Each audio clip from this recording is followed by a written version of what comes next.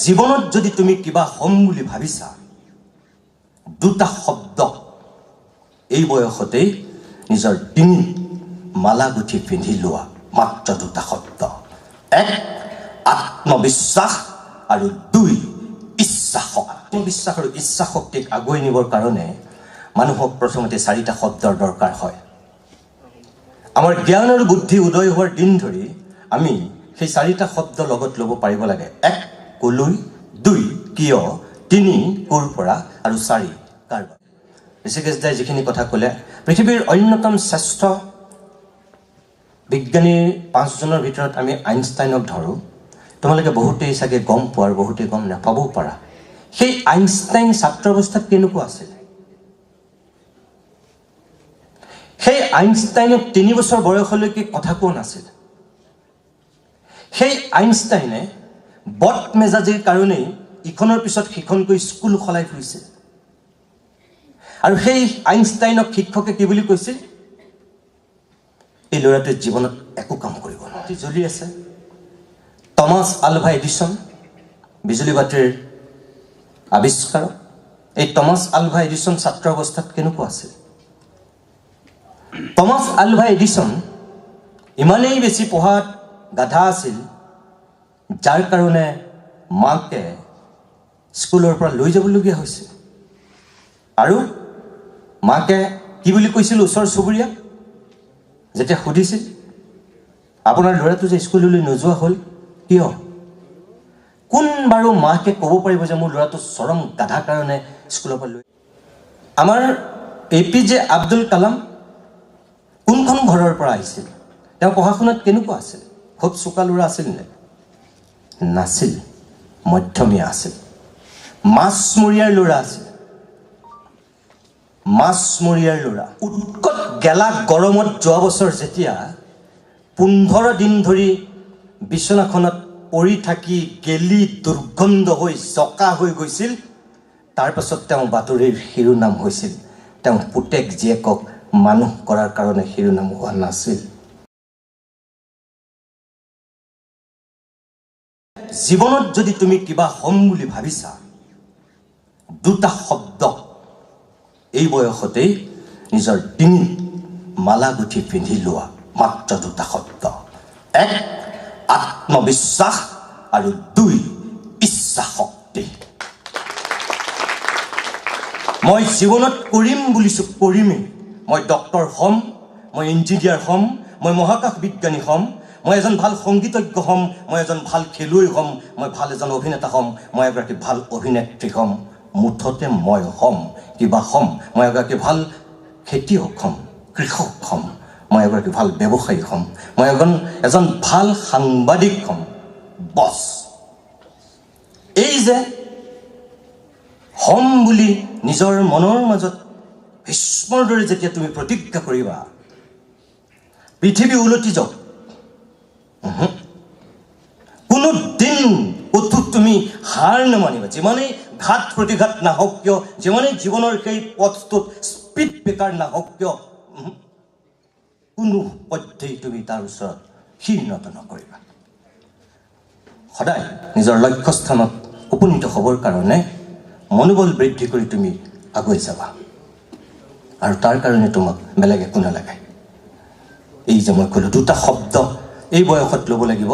এক, আত্মবিশ্বাস, আৰু দুই, ইচ্ছা শক্তি। এই দুটা শব্দ যিসকল ছাত্ৰ ছাত্ৰীয়ে এই জীৱনত ল'ব জানে, তেওঁলোক জীৱনত ক'ৰবাত নহয় ক'ৰবাত সুকীয়া ৰূপত উদ্ভাসিত হ'বই, তেওঁলোকে প্ৰতিষ্ঠা লাভ কৰিবই। আৰু সেইসকল ছাত্ৰ ছাত্ৰীয়ে এই বয়সতে চাৰিটা শব্দক এই দুটা শব্দৰ লগত যোগ কৰি প্ৰতিটো দিনেই লৈ ফুৰিব জানিব লাগিব। মই বিভিন্ন সময়তে এই কথাটো কৈছোঁ। আজি আত্মবিশ্বাস আৰু ইচ্ছা শক্তিক আগুৱাই নিবৰ কাৰণে মানুহক প্ৰথমতে চাৰিটা শব্দৰ দৰকাৰ হয়। আমাৰ জ্ঞান আৰু বুদ্ধি উদয় হোৱাৰ দিন ধৰি আমি সেই চাৰিটা শব্দ লগত ল'ব পাৰিব লাগে। এক, কলৈ; দুই, কিয়; তিনি, ক'ৰ পৰা; আৰু চাৰি, কাৰ বাবে। তুমি য'তেই নাথাকা, তুমি সদায় এই চাৰিটা শব্দ লগত লৈ ফুৰিবা। তুমি কলৈ গৈছা, তুমি কিয় গৈছা, তুমি কাৰ বাবে গৈছা, তুমি ক'ৰ পৰা গৈছা। তুমি আজি যদি দিল্লীত পঢ়িবলৈ যোৱা, তুমি অনবৰতে লগত লৈ ফুৰিবা। তুমি যদি গুৱাহাটীত পঢ়িবলৈ গৈছা, লৈ ফুৰিবা। য'তেই নকওঁ, মই ক'লৈ আহিছোঁ, মই কিয় আহিছোঁ, মই কাৰ বাবে আহিছোঁ, আৰু মই ক'ৰ পৰা আহিছোঁ। তেনে সাধাৰণ কথা, মই একো ইমান ডাঙৰ নতুন কথা কোৱা নাই, সকলোৱে জনা কথা। কিন্তু আমি জানিও এই বয়সটোত ভুল কৰোঁ। কিয়? এইখিনি এনেকুৱা এটা সময়, এনেকুৱা এটা বয়স, নেদেখাটো চাবলৈ, নোযোৱাটো জেগালৈ যাবলৈ, নোপোৱাটো পাবলৈ, নোখোৱাটো খাবলৈ, চব আমাৰ এটা দুৰ্বাৰ মন। এইখিনি সময়ত আমি নোখোৱা বস্তু এটা বেছি খাবলৈ ইচ্ছা কৰোঁ, নেদেখা বস্তু এটা বেছিকৈ চাবলৈ আমি আগ্ৰহ কৰোঁ, নোযোৱা জেগা এটালৈ বেছি যাবলৈ আমাৰ মন যায়, নোকোৱা কথা এটা আমি ক'ব বিচাৰোঁ। এইটো আমাৰ অনুসন্ধিৎসু মন এই সময়খিনিত ইমান বেছি আমাৰ প্ৰখৰ আৰু প্ৰবল হৈ থাকে, আমি দুৰ্দান্ত এটা সাহসী হৈ থাকোঁ। আৰু এই সময়খিনি সেইকাৰণে নিজক সংযম কৰাৰ সময়। সেইকাৰণেই অনবৰতে আমি মনত ৰাখিব লাগে যে মই ক'লৈ আহিছোঁ, মই ক'ৰ পৰা আহিছোঁ, কিয় আহিছোঁ, কাৰ বাবে আহিছোঁ। এই মুহূৰ্তটো মই তোমালোকক সঁচা কথা কওঁ, এই যে মই ক'লোঁ মোৰ ভাত দিয়া বসুমতী ভাতালে লুকা অৱস্থা ঋষিকেশ দাৰ কথাখিনি শুনাৰ পিছত, মই ক'লৈ আহিছোঁ, মই নাজিৰাৰ ONGC লৈ আহিছোঁ। মই কিয় আহিছোঁ? মই একাংশ মেধাৱী ছাত্ৰ ছাত্ৰীৰ সন্মুখত আৰু একাংশ সেই ছাত্ৰ ছাত্ৰীসকলৰ অভিভাৱকৰ সন্মুখত কথা ক'বলৈ আহিছোঁ। কাৰ বাবে আহিছোঁ? অকল ONGCৰ কৰ্মচাৰী অনুৰোধৰ কাৰণে, ছাত্ৰ ছাত্ৰীৰ কাৰণে, অভিভাৱকৰ কাৰণে নহয়। হয়, তেওঁলোকৰ কাৰণে, কিন্তু মই মোৰ কাৰণেও আহিছোঁ। এই যে মই ONGCৰ ইয়াৰ মানুহখিনিক লগ পাইছোঁ, এই অসম সম্পদৰ ভিতৰ চৰাৰ কিছু খবৰ দুই একৰ লগত কথা পাতি মই নিজে গম পাইছোঁ। ইয়াৰ মানুহৰ যিটো আৰ্থ সামাজিক অৱস্থা, যিটো মানসিক চিন্তাৰ স্তৰ বুজি পাইছোঁ, এইটো মোৰ স্বাৰ্থ। সেইকাৰণেও মই আহিছোঁ। তুমিও তেনেকৈ প্ৰতিটো দিন তুমি মনত ৰাখিব লাগিব, তুমি ক'লৈ গৈছা, কিয় গৈছা, কাৰ বাবে গৈছা আৰু ক'ৰ পৰা গৈছা। তুমি মনত ৰাখিবা যেন সদায় এখন ঘৰৰ পৰা গৈছা। মই গুৱাহাটীৰ পৰা আহিছোঁ। গুৱাহাটীত 9টাকৈ টেলিভিশ্যন চেনেল আছে, কিন্তু মোক মাতিছে প্ৰতিদিন টাইমৰ এডিটৰ হিচাপে। মই ইয়াত যদি নক'বলগীয়া কথা কওঁ, মই অকল নিতুমণি শইকীয়া বদনামী হৈ নাযাওঁ, মোৰ টেলিভিশ্যন চেনেলটোৰো বদনামী হ'ব, মোৰ কৰ্মচাৰীখিনি, মোৰ সহকৰ্মীসকল সকলো বদনামী হ'ব। যেনেকৈ তোমাৰ এটা বেয়া কামৰ কাৰণে তোমাৰ ঘৰখন বদনামী হয়, তোমাৰ শিক্ষানুষ্ঠান বদনামী হয়, তোমাৰ গোটেই গাঁওখন বদনামী হৈ যায়, অঞ্চল এটা বদনামী হৈ যায়। এই বেয়া কামটো কোনে কৰিলে? এই ONGC কলনীৰ আমুকৰ ঘৰৰ ছোৱালীজনী। এই আমাৰ ONGCতে কাম কৰে নহয় ইয়াৰ দেউতাকে, অমুক। এই যে অমুকৰ পুতেক, অমুকৰ জীয়েক হৈ যোৱা, তোমাৰ দেউতা আৰু মাৰ কি দোষ আছে তুমি কৰা সেই ভুল কামটোৰ কাৰণে? আমি কিমানে ভাবোঁ সেই কথাটো? আমি নাভাবোঁ। আমি বদনামী কৰি দিওঁ আমাৰ নিৰপৰাধী সেই পিতৃ মাতৃশালক। আমাৰ বদনাম হৈ যায় সেই অনুষ্ঠানটো, বদনাম হৈ যায় গাঁওখন, বদনামী হৈ যায় ঘৰখন। এইটো হ'ব নালাগে। আমি কৰি আছোঁ তেনেকুৱা কাম। মোৰ তোমালোকৰ প্ৰতি সেইটোৱে অনুৰোধ যে জীৱনত য'তেই নাথাকা, যিয়েই নকৰা, সদায় এই যদি 4টা শব্দ আমি লৈ ফুৰোঁ, তুমি যদি মুখ্যমন্ত্ৰীও হোৱাকৈ গৈ, তেতিয়াহ'লেও তোমাৰ জীৱনত কামত আহে। তুমি যদি মুখ্যমন্ত্ৰীৰ কাৰ্যালয়ৰ 4ৰ্থ বৰ্গৰ কৰ্মচাৰীও হোৱাগৈ, অভিযন্তাও হোৱাগৈ, চিফ মিনিষ্টাৰৰ তুমি যদি OSDও হোৱাগৈ, তেতিয়াও তোমাৰ জীৱনত এই 4টা কথাৰে গুৰুত্ব থাকে। আৰু সেইকাৰণে মই ভাবোঁ এই শব্দকেইটা তোমালোকে লৈ ফুৰিলে তোমালোকৰ ভাল হ'ব। ঋষিকেশ গোস্বামী ডাঙৰীয়াই যিখিনি কথা কৈছিল, বহুত মহৎ লোকৰ বহুত সুন্দৰ সুন্দৰ ব্যাখ্যা দিছে। মই তোমালোকক এতিয়া তেখেতৰ কথাখিনিৰ লগত যোগ দি দুটামান কথা ক'ব বিচাৰোঁ সেই সন্দৰ্ভত, সেই দিশেৰে। ইয়াত তোমালোক যিসকল মেধাৱী ছাত্ৰ ছাত্ৰী আজি গোট খাইছা, অতি কমেও তোমালোকৰ চাগে পাৰ্চেণ্টেজ 80ৰ ওপৰ, 85, 80 বা 85% নম্বৰ পোৱা তোমালোক মেধাৱী ছাত্ৰ ছাত্ৰী। আমাৰ মেধাৱী ছাত্ৰ ছাত্ৰীসকলৰ ভৱিষ্যতটো দুই ধৰণৰ হয়। তোমালোকৰ ইয়াতো দুই ধৰণৰ সেই ছাত্ৰ ছাত্ৰী আছা। ভৱিষ্যতলৈ মই কোৱা সেই দুটা শাখাৰ তোমালোক অংশীদাৰ হ'বাই এতিয়াৰ পৰা যি তোমালোকে এই মেধাৰ যাত্ৰাটো আৰম্ভ কৰিলা জীৱনৰ অন্তিম সময়লৈকে তোমালোকৰ সেই মেধাৰ যাত্ৰাটো চলি থাকিব আৰু আন একাংশৰ তাৰ ওলোটা হ'ব মেট্ৰিকত তুমি উজলি উঠিছা হায়াৰ ছেকেণ্ডেৰীত হয়তো তুমি সেই ধৰণৰ ফলাফল কৰিবগৈ নোৱাৰিবও পাৰা হায়াৰ ছেকেণ্ডেৰীত কিবাকে যদি কৰিছা তাৰ পিছত তোমাৰ জীৱনটোলৈ এনেকুৱা কিছু পৰিৱেশ পৰিস্থিতি আহিব পাৰে বহুতৰ হয়তো তাতেই শিক্ষা শেষ হৈ যাব পাৰে কিবা কাৰণ ভগৱানৰ কিবা উপদৃষ্টিতেই হওক নিয়তিৰ নিষ্ঠুৰ পৰিহাসৰ কাৰণেই হওক কিবা কিবি কাৰণত হয়তো তুমি আগ নাবাঢ়িবও পাৰা কোনোবাই MSc MA কৰিও ইঞ্জিনিয়াৰিং কমপ্লিট কৰিও তুমি ভবা ধৰণৰ এটা সপোনৰ পৰ্যায়ত উপনীত নহ'বগৈ পাৰা তোমাৰ জীৱনটো বেলেগ ধৰণৰ হৈ যাব পাৰে আন এটা দিশ এইটো এতিয়া কথা হ'ল এই দুয়োটা চামৰ মানুহ হ'বৰ কাৰণে এই বয়সত আমি যিখিনি নিজক সাজু কৰিব লাগে যোগাত্মক আৰু বিয়োগাত্মকভাৱে ইয়াৰ কাৰণে মই কিছুমান মানুহৰ তোমালোকক মই উদাহৰণ দিব পাৰোঁ যিবিলাক মানুহ আজি অকল এটা জেনেৰেশ্যনৰ কাৰণে নহয় গোটেই পৃথিৱীৰ কাৰণে গোটেই বিশ্বৰ কাৰণে তেওঁলোক আজি নমস্য ব্যক্তি হৈ আছে নিজৰ সেই শক্তিটোৰ কাৰণে এই যে মই ক'লো দুটা শব্দ আত্মবিশ্বাস ইচ্ছা শক্তিৰ কাৰণে প্ৰথমতে মই বিশ্বৰ প্ৰেক্ষাপটত যদি তোমালোকক উদাহৰণ দিওঁ তেনেহ'লে চাবা এজন মানুহৰ কথা মই প্ৰথমতে ক'ব বিচাৰোঁ আইনষ্টাইনৰ কথা মই ক'ম বুলি ভাবিছিলোঁ ঋষিকেশ দাই কৈ গৈছে আইনষ্টাইনৰ কথা এটা মই যোগ দিওঁ তাতে ঋষিকেশ দাই যিখিনি কথা ক'লে পৃথিৱীৰ অন্যতম শ্ৰেষ্ঠ বিজ্ঞানীৰ 5 জনৰ ভিতৰত আমি আইনষ্টাইনক ধৰোঁ তোমালোকে বহুতেই চাগে গম পোৱাৰ বহুতেই গম নাপাবও পাৰা সেই আইনষ্টাইন ছাত্ৰ অৱস্থাত কেনেকুৱা আছিল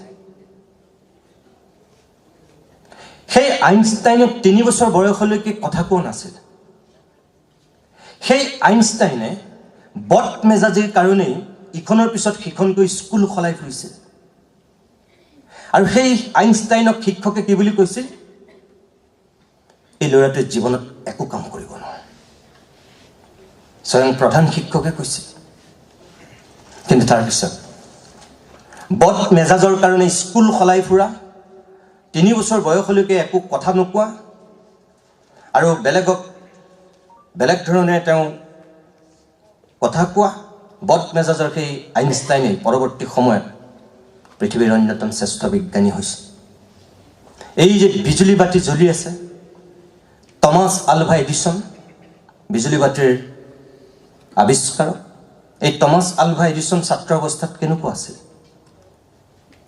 টমাছ আলভা এডিছন ইমানেই বেছি পঢ়াত গাধা আছিল যাৰ কাৰণে মাকে স্কুলৰ পৰা লৈ যাবলগীয়া হৈছিল আৰু মাকে কি বুলি কৈছিল ওচৰ চুবুৰীয়া যেতিয়া সুধিছিল আপোনাৰ ল'ৰাটো যে স্কুললৈ নোযোৱা হ'ল কিয় কোন বাৰু মাকে ক'ব পাৰিব যে মোৰ ল'ৰাটো চৰম গাধা কাৰণে স্কুলৰ পৰা লৈ আহিলোঁ বুলি কোৱা নাছিল মাকে ওলোটাকে কৈছিল মোৰ ল'ৰাটো ইমানেই চোকা স্কুলত শিক্ষকে যিবোৰ পঢ়ুৱাই সি আগতীয়াকৈ গম পাই যায় সেইকাৰণে স্কুললৈ পঠিওৱাৰ কোনো প্ৰয়োজনীয় বোধ কৰা নাই ঘৰতে ৰাখি মই তাক পঢ়ুৱাইছোঁ মাতৃৰ মমতাময়ী সেই বুকুখনে তেনেকৈ নিজক সান্তনা দিছিল আনক মিছা কথা কৈছিল কিন্তু মাকৰ পুতেকৰ ওপৰত থকা আস্থা আৰু বিশ্বাস কোনো পধ্যেই হিন্দেৰি হোৱা নাছিল এই টুকটাককৈ যে কিবা সৃষ্টি কৰি থাকিব বিচৰা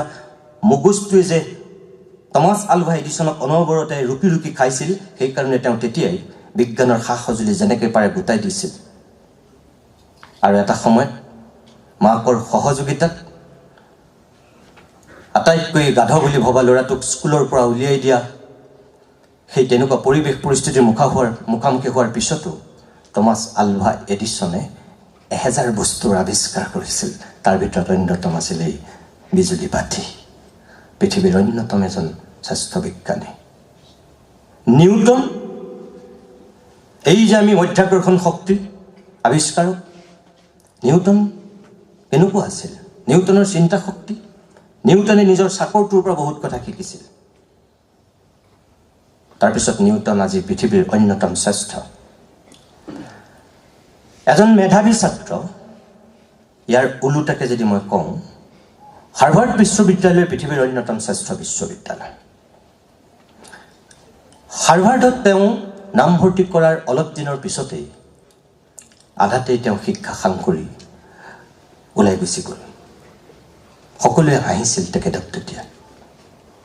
সেই একেজন মানুহেই নিজৰ শক্তি আৰু সামৰ্থ্যৰ ভিতৰত তাৰ ৩২ বছৰৰ পিছত হাৰ্ভাৰ্ড বিশ্ববিদ্যালয়ৰ যিটো আটাইতকৈ অভিজাত অনুষ্ঠান, প্ৰেষ্টিজিয়াছ অনুষ্ঠান, সেই অনুষ্ঠানটোত তেওঁ চিফ গেষ্ট হৈ গৈছিল। আৰু চিফ গেষ্ট হৈ ৩২ বছৰৰ আগৰ যেতিয়া তেওঁ স্মৃতিতে ৰোমন্থন কৰিছিল হাৰ্ভাৰ্ড বিশ্ববিদ্যালয়ৰ, তেতিয়া জাউৰিয়ে জাউৰিয়ে হাত চাপৰি দি সকলো মানুহে থিয় হৈ তেওঁক চেলুট দিছিল। আৰু তেওঁৱেই আছিল মাইক্ৰ'ছফ্টৰ আৱিষ্কাৰক বিল গেটছ, অন্যতম পৃথিৱীৰ ধনাঢ্য ব্যক্তি। সেই একেই হাৰ্ভাৰ্ড বিশ্ববিদ্যালয়ত 10 বাৰ আবেদন কৰি 10 বাৰেই বিফল হৈছিল আন এজন ছাত্ৰ। 10 বাৰ বিফল হোৱাৰ পিছতো তেওঁ নিজৰ ওপৰত থকা আস্থা আৰু বিশ্বাস হেৰুৱাই দিয়া নাছিল।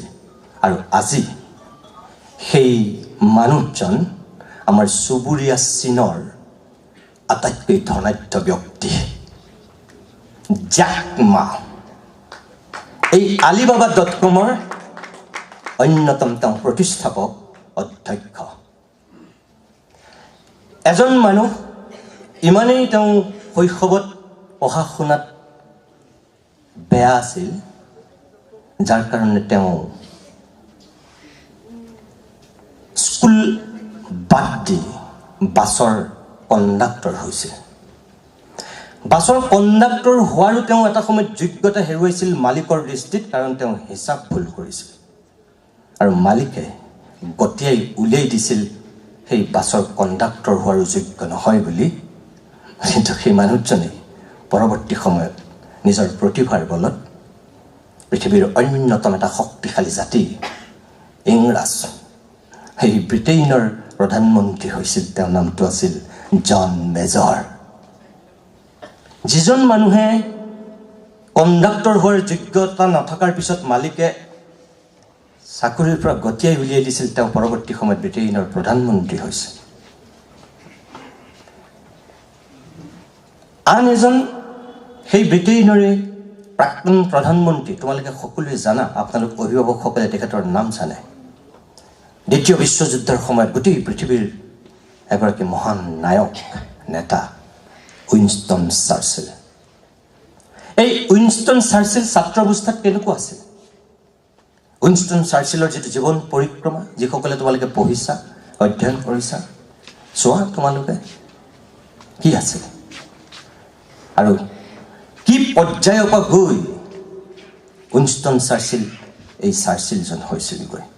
এনেকৈ আমি পৃথিৱীৰ বহুতৰ নাম ক'ব পাৰোঁ।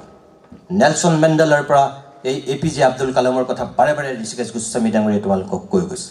মোৰ জীৱনৰ অন্যতম এজন আদৰ্শ ব্যক্তি, যি মোৰ সপোনৰ এজন মানুহ। এই আমাৰ APJ আব্দুল কালাম কোনখন ঘৰৰ পৰা আহিছিল? তেওঁ পঢ়া শুনাত কেনেকুৱা আছিল? খুব চোকা ল'ৰা আছিল নে? নাছিল, মধ্যমীয়া আছিল। মাছমৰীয়াৰ ল'ৰা আছিল, মাছমৰীয়াৰ ল'ৰা। মানে কেনেকুৱা এখন ঘৰৰ সন্তান আছিল APJ আব্দুল কালাম। কিন্তু তাৰপিছতো পৃথিৱীৰ অন্যতম শ্ৰেষ্ঠ বিজ্ঞানী, অকল ভাৰতবৰ্ষৰে নহয়, প্ৰথমগৰাকী আণৱিক বিজ্ঞানী, যি আমাৰ ৰাষ্ট্ৰপতিৰ পদ অলংকৃত কৰিছে। আন এজন মাছমৰীয়া ল'ৰা গোটেই পৃথিৱী বিখ্যাত হৈছিল, তেওঁৰ নামটো মোৰ মনলৈ আহিছে। তোমালোকে সকলোৱে জানা, যিসকলে তোমালোকে ক্ৰিকেট খেলি ভাল পোৱা। সেই মাছমৰীয়া দেউতাকে পুতেকক যেতিয়া সাগৰৰ পাৰত মাছ ধৰিবলৈ গৈছিল, বা সাগৰৰ মাজত যেতিয়া মাছ ধৰিবলৈ গৈছিল, এই কণমানি ল'ৰাটোক লগত লৈ গৈছিল কিয় তেতিয়া জাঠি দি পেলাই দেউতাকে মাছ ধৰে আৰু সেই মাছ বিক্ৰী কৰি জীৱন নিৰ্বাহ কৰে দেউতাকে চকুৱে ধৰিব নোৱাৰে কেতিয়াবা কিন্তু পুতেক সেই কণমানি বয়সতেই ইমানেই তীক্ষ্ণ ইমানেই প্ৰখৰ চকুৰ জোৰ য'ত দেউতাকক কয় এই জেগাত মাৰা আৰু দেউতাকে সেই জেগাত এটেক কৰে তাৰপিছত সাগৰীয় মাছ ধৰে অনবৰত সেই কাৰণেই লৈ গৈছিল পুতেকক আৰু সেই মাছমৰীয়া পুতেকজনেই পৰৱৰ্তী সময়ত বিশ্বৰ অন্যতম শক্তিশালী ক্ৰিকেটাৰ সনত জয়সূৰ্যা শ্ৰীলংকাৰ এই যে মানুহবিলাকৰ দুটা ৰূপ আছে চাৰ্টিফিকেট আৰু মাৰ্কশ্বিটত চোকা নহ'লে জীৱন বৃথা বুলি যিসকলে ভাবে মই তেওঁলোকৰ কাৰণে এই মানুহখিনিৰ উদাহৰণটো দি আছোঁ মোৰ মতে তেওঁলোক মগজুৰভাৱে চোকা প্ৰখৰ তেওঁলোকো প্ৰতিভাশালী কিন্তু তেওঁলোকৰ ক'ৰবাত ভুল হয় কেতিয়াবা নিজক লৈ যোৱাত আমাৰ মানুহৰ ভুল হয় সেইকাৰণে আমি নিজৰ সন্তানক কেতিয়াবা ভুল পথেদি লৈ যাওঁ যেটো কথা এই আইনষ্টাইনৰ উদ্ধৃতিৰে ঋষিকেশ গোস্বামী ডাঙৰীয়া আপোনালোকক কৈছিল যে আমি প্ৰত্যেকেই জিনিয়াছ পৃথিৱীলৈ অহা প্ৰতিটো শিশুৱেই জিনিয়াছ একদম সঁচা কথা কৈছিল আইনষ্টাইনে কিন্তু সেই জিনিয়াছ হ'ল বুলি আপুনি যদি এটা মাছক তাল গছত বগাবলৈ দিয়ে গোটেই জীৱনটো আপুনি চেষ্টা কৰি থাকিলেও কেতিয়াও আপুনি তাল গছত মাছটোক বগাব নোৱাৰিব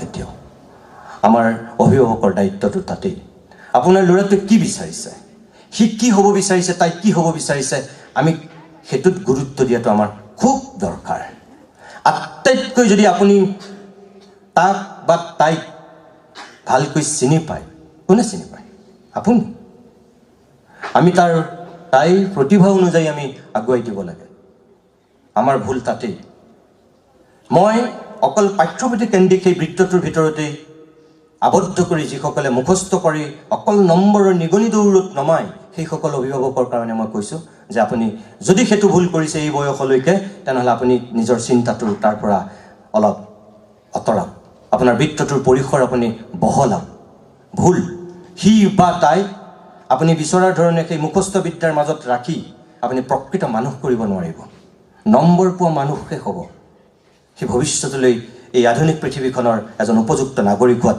ক'ৰবাত সি উজুতি খাব তাই ব্যৰ্থ হ'ব সেই ভুলটো আপুনি নকৰিব আপোনালোকলৈ মোৰ সেইটো অনুৰোধ অসমতে বহুত তেনেকুৱা মাক দেউতাক আছে যি ভুল কৰিছে তাৰ ফল ভুগিছে আৰু যি ভাল কৰিছে তাৰো ফল ভুগিছে মই ব্যক্তিগতভাৱে তেনেকুৱা বহুত অভিভাৱকক জানো যি বেয়া কৰিছে তাৰো ফল ভুগিছে আৰু যি ভাল কৰিছে তাৰো মিঠা ফল তেওঁলোকে অকল খোৱা নাই গোটেই আমি জাতিটোৱে খাইছোঁ মই বহুত উদাহৰণ দিব পাৰোঁ আপোনালোকক বহুত এই যোৰহাটত